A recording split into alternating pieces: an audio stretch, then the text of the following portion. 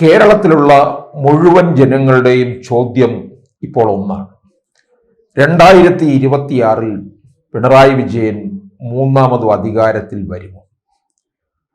CPM വരുമോ അല്ലെങ്കിൽ LDF വരുമോ എന്നുള്ള ചോദ്യത്തിനുപരിയായി പിണറായി വിജയൻ അധികാരത്തിൽ വരുമോ എന്നാണ് ചോദ്യം. കാരണം 2016 മുതൽ ഉണ്ടായിട്ടുള്ള ജനവിരുദ്ധമായിട്ടുള്ള ജനദ്രോഹപരമായിട്ടുള്ള നടപടികളാണ് ജനങ്ങളെ കൊണ്ട് ഇത്തരത്തിലുള്ള ഒരു ചോദ്യം ചോദിപ്പിക്കാനായിട്ട് പ്രേരിപ്പിച്ച പ്രധാന ഘടകം എന്ന് പറയുന്നത്. ഈ അവസരത്തിൽ LDF മുന്നണിക്കകത്ത് തന്നെ പിണറായി വിജയൻ ഘടകകക്ഷികൾക്കും സഖാക്കന്മാർക്കുമെല്ലാം ഒരു വലിയ പ്രതീക്ഷ കൊടുത്തുകൊണ്ട് പറയുന്നത് മൂന്നാം വട്ടവും നമ്മൾ തന്നെ അധികാരത്തിൽ വരും എന്നാണ്. പിണറായി വിജയൻ അത്തരത്തിലുള്ള ഒരു ആത്മവിശ്വാസം പ്രകടിപ്പിക്കുകയാണ്. ഘടകകക്ഷികളൊക്കെ തന്നെ ഈ ഭരണവിരുദ്ധ വികാരം ഉണ്ട് എന്ന് മനസ്സിലാക്കി UDF-ലേക്കും മറ്റു മുന്നണികളിലേക്കുമായിട്ട് മാറാനുള്ള ശ്രമവും പിന്നാമ്പുറ ചർച്ചകളും ഒക്കെ പുരോഗമിക്കുകയും ചെയ്തു. LDF-ലെ ഘടകകക്ഷികൾ എന്ന് പറയുമ്പോൾ പ്രധാനമായിട്ടും CPI, കേരള കോൺഗ്രസ്, മാണി വിഭാഗം, പിന്നെ ഒറ്റയാൾ പട്ടാളങ്ങളൊക്കെയാണ്. അതിലെന്തായാലും CPI പോകില്ല. പോകുമോ ഇല്ലയോ എന്ന് പലപ്പോഴും സംശയിക്കുന്നത് ഈ കേരള കോൺഗ്രസ് മാണി വിഭാഗത്തിനെയാണ്. ഇപ്പോഴത്തെ സാഹചര്യത്തിൽ അവർ പോകാതെ നിൽക്കുകയാണ്. പഞ്ചായത്ത് തെരഞ്ഞെടുപ്പ് കഴിയട്ടെ എന്നുള്ള മട്ടിൽ. അപ്പോഴാണ് പിണറായി വിജയന്റെ ഇത്തരത്തിലുള്ള ഒരു ആത്മവിശ്വാസം വെളിപ്പെടുത്തുന്ന തരത്തിലുള്ള ഈ അഭിപ്രായ പ്രകടനം. ആ അഭിപ്രായ പ്രകടനം അദ്ദേഹം വളരെ ശക്തമായി നടത്തുമ്പോൾ പാർട്ടിയിലെ ഉന്നത നേതാക്കന്മാർക്ക് പക്ഷേ അത്തരത്തിലുള്ള ഒരു പ്രതീക്ഷയില്ല. മൂന്നാം വട്ടം അധികാരത്തിൽ വരില്ല, CPM-ന് വലിയ തകർച്ച ഉണ്ടാകും എന്ന് MV ഗോവിന്ദൻ അടക്കമുള്ള CPM നേതാക്കന്മാർ കണക്ക് കൂട്ടുന്നുണ്ട്. ഈ അവസരത്തിൽ തന്നെ പലപ്പോഴും കേരളത്തിലുള്ളവർ, രാഷ്ട്രീയ നിരീക്ഷകർ കാണുന്ന ഒരു കാര്യം CPM-ഉം BJP-യും തമ്മിലുള്ള അന്തർധാരയെ കുറിച്ച് പറയുന്നുണ്ട്. അന്തർധാര നിൽക്കുന്നുണ്ടെങ്കിൽ പോലും RSS എന്ന് പറയുന്നത് BJP-യെ എപ്പോഴും നിരീക്ഷിച്ചുകൊണ്ടിരിക്കുകയും പല നിർദ്ദേശങ്ങൾ അങ്ങോട്ടേക്ക് കൊടുക്കുകയും ഒക്കെ ചെയ്യുന്ന ഒരു സംഘടനയാണ് RSS. RSS BJP അറിയാതെ തന്നെ രഹസ്യ സർവേ നടത്തി എന്നുള്ളതാണ്. അതായത് 26-ൽ ആരായിരിക്കും അധികാരത്തിൽ വരാൻ പോകുന്ന ഒരു സർവേ. ആ സർവേ എന്ന് പറയുന്നത് അത് BJP പോലും അറിയുന്നില്ല എന്നുള്ളതാണ് ആ സർവേ. കാരണം BJP 26-ൽ എന്തായാലും അധികാരത്തിലേക്ക് എത്തില്ല. അത് എത്തണമെന്നുണ്ടെങ്കിൽ ഒരു 20 സീറ്റെങ്കിലും പിടിച്ചു കഴിഞ്ഞാൽ മറ്റേതെങ്കിലും വഴികളിൽ നോക്കണം. അത് അമിത്ഷാ എന്തൊക്കെയോ കണക്ക് കൂട്ടിയിട്ടുണ്ട്. ആ അമിത്ഷാ അങ്ങനെ കണക്ക് കൂട്ടിയത് കൊണ്ട് തന്നെയാണ് സുരേഷ് ഗോപി പ്രസ്താവന ഇറക്കിയിരിക്കുന്നത്. ഇത്ര സീറ്റ് കിട്ടിക്കഴിഞ്ഞാൽ നിങ്ങളായിരിക്കും കേരളം ഭരിക്കുക എന്ന് പറഞ്ഞത്. അപ്പോൾ എന്തായാലും ഈ RSS-ന്റെ ഈ സർവേ എന്ന് പറയുന്നത് നമ്മൾ നിസ്സാരമായിട്ട് കളയാൻ പാടില്ല. RSS വളരെ കാര്യഗൗരവത്തോടുകൂടി സമീപിക്കുന്ന ഒരു സംഘടനയാണ്. അടുക്കും ചിട്ടയുമുള്ള ഒരു കേഡർ സ്വഭാവമുള്ള സംഘടനയാണ്. എന്തിനും BJP എന്ന് പറയുന്ന പാർട്ടിയുടെ ഒരു ബ്രെയിൻ തന്നെയാണ് എന്ന് പറഞ്ഞാൽ അത് ഒരു അതിശയോക്തിയാകുന്നില്ല.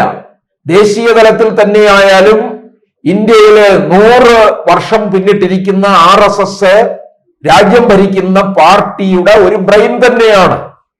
RSS-ലൂടെയാണ് പല പ്രധാനപ്പെട്ട നേതാക്കളും രംഗത്ത് നിൽക്കുന്നത്. ആ RSS ആണ് കേരളത്തില് സർവേ നടത്തിയപ്പോൾ അവർ കണ്ടെത്തിയ കാര്യം, അതായത് ഒരു 75 മുതൽ 80 സീറ്റിനകത്ത് LDF നേടും. അങ്ങനെ പിണറായി വിജയൻ മൂന്നാം വട്ടവും അധികാരത്തിൽ വരും എന്നുള്ള സർവേ ഫലമാണ് പുറത്തു വന്നിരിക്കുന്നത്. UDF മറ്റൊരു സർവേ നേരത്തെ തന്നെ നടത്തിയിരുന്നു.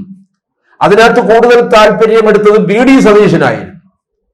VD സതീശൻ ചില മണ്ഡലങ്ങൾ കേന്ദ്രീകരിച്ചുകൊണ്ട് തന്നെ പാർട്ടി അറിയാതെയുള്ള ചില പ്രവർത്തന രീതിയിലേക്കൊക്കെ മാറുകയും ചെയ്തു. അത് കോൺഗ്രസ് പാർട്ടിയിൽ വലിയ ഒച്ചപ്പാടും കാര്യങ്ങളും ഒക്കെ ഉണ്ടാക്കി. അത് പിന്നീട് കോൺഗ്രസിന്റെ ആ സർവേയും അതുപോലെ തന്നെ ഉപതെരഞ്ഞെടുപ്പുകളിലെ വിജയവും ഒക്കെ ഉണ്ടായി കഴിഞ്ഞപ്പോൾ കോൺഗ്രസിനകത്ത് വലിയ പ്രതീക്ഷയാണ് ജനങ്ങൾക്കുണ്ടായത്. പക്ഷെ പിന്നീട് കോൺഗ്രസിന് മാനഹാനി സംഭവിച്ചു എന്നുള്ളതാണ്. കോൺഗ്രസിലെ യുവത്വം ഉണ്ടാക്കി വെച്ചിട്ടുള്ള ഈ ഒരു സദാചാര ലംഘനം പാർട്ടിയെ തന്നെ ഒരു പ്രതിരോധത്തിലാക്കി മാറ്റുകയും ചെയ്തു. അല്ലെങ്കിൽ അത്തരത്തിലുള്ളവർ പാർട്ടിയിൽ നിന്ന് രാജിവെക്കണം, അല്ലെങ്കിൽ MLA സ്ഥാനം രാജിവെക്കണം, മാറി നിൽക്കണം എന്ന് കൽപ്പിക്കാൻ പോലും ഇവിടെ ആരും ഇല്ലാതെ പോയി എന്നുള്ളതാണ്. അതൊക്കെ തന്നെയാണ് UDF-നെ അകറ്റിക്കളഞ്ഞത്.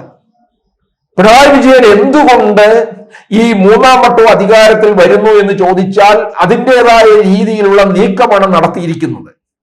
തദ്ദേശ തെരഞ്ഞെടുപ്പിന് മുമ്പ് തന്നെ ക്ഷേമ പെൻഷൻ വർദ്ധിപ്പിക്കുന്നു. കേരളത്തിൽ 68 ലക്ഷം പേർക്കാണ് ഈ 2500 രൂപ വെച്ചുള്ള ക്ഷേമ പെൻഷൻ എത്തുന്നത്.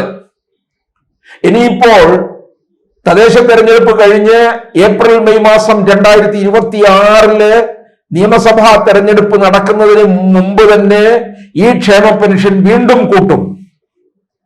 അപ്പോൾ ഇത് മുഴുവൻ ഓട്ടാക്കി മാറ്റാൻ കഴിയുമെന്നുള്ളതാണ്. സർക്കാർ ജീവനക്കാരെ പാട്ടിലാക്കും. സപ്ലൈകോയില് സബ്സിഡി സാധനങ്ങളെല്ലാം അണിനിരക്കും. കേരളത്തിലെ റോഡുകളെല്ലാം തന്നെ സുഗമമാക്കി തീർക്കുകയും ചെയ്യും. ഇതൊക്കെ പിണറായി വിജയൻ ഉണ്ടാക്കുന്ന ഒരു മൈലേജാണ്.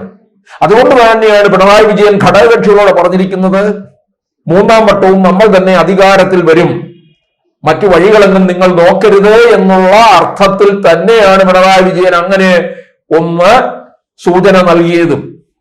അതോടൊപ്പമാണ് നമ്മൾ ഇവിടെ RSSന്റെ സർവേ നമ്മൾക്ക് കാണേണ്ടത്.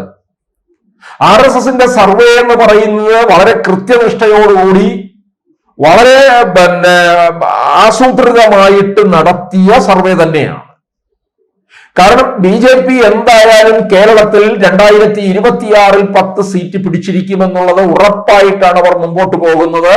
2031 വരുമ്പോൾ കേരളത്തിലെ പ്രതിപക്ഷമെങ്കിലും പ്രധാന പ്രതിപക്ഷമായി മാറും, പിന്നീട് ഭരണത്തിന്റെ നാളുകളിലേക്ക് കടക്കും എന്നുള്ള രീതിയിലാണ്. ഇതൊക്കെ RSSന്റെ സർവേയിൽ കൃത്യമായി അവർക്ക് മനസ്സിലാക്കാൻ കഴിഞ്ഞു എന്നുള്ളതാണ് ഇപ്പോഴത്തെ സാഹചര്യത്തിൽ. കാരണം BJP കേരളത്തിൽ ഉണ്ടാക്കുന്ന ഒരു മുന്നേറ്റം, അത് UDF-ന് ഉണ്ടാക്കുന്ന നഷ്ടം, അതിലൂടെ അപ്പൊ ശക്തമായ ഒരു ത്രികോണ മത്സരത്തിലേക്ക് കടക്കുകയാണ്. ആ ത്രികോണ മത്സരത്തിലേക്ക് കടക്കുമ്പോൾ അവിടെ CPM അതിന്റെ മുഴുവൻ ലാഭവും കൈപ്പറ്റി പോകുകയാണ് ചെയ്യുന്നത്. അതാണ് അവരെ മൂന്നാം സ്ഥാനത്തേക്ക് എത്തിക്കാൻ പോകുന്നത്. അപ്പോൾ എന്തായാലും RSS കണ്ടെത്തിയിരിക്കുന്ന ഈ സർവേ എന്ന് പറയുന്നത് 2026 എന്തായിരിക്കും സംഭവിക്കുക എന്ന് ചോദിക്കുന്ന കേരളത്തിലെ ജനങ്ങൾക്കൊരു ഞെട്ടലാണ് ഉണ്ടാക്കിയിരിക്കുന്നത്.